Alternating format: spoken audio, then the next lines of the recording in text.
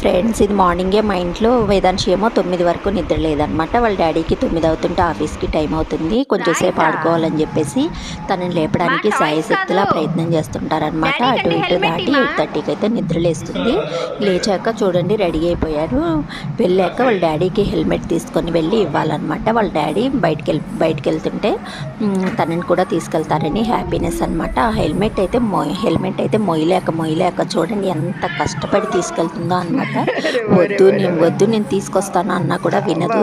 తీసుకెళ్ళి వాళ్ళ డాడీకే ఇవ్వాలి. పక్కన నేను కూర్చొని ఉన్నా కూడా నాకైతే ఇవ్వదు, వాళ్ళ డాడీకే ఇవ్వాలన్నమాట. ఇస్తే ఇంకా డాడీ బయటికి వెళ్తున్నాడు, తను కూడా వెళ్ళి బండి మీద అట్లా షికారుకి వెళ్ళొచ్చు అని చెప్పేసి ఇంక వెళ్ళి మళ్ళీ చూడండి మళ్ళీ ఇవ్వాలి. ఇంక అదే పని రోజు అలానే చేస్తుందన్నమాట. ఇంక అల్లరి ఇంతే.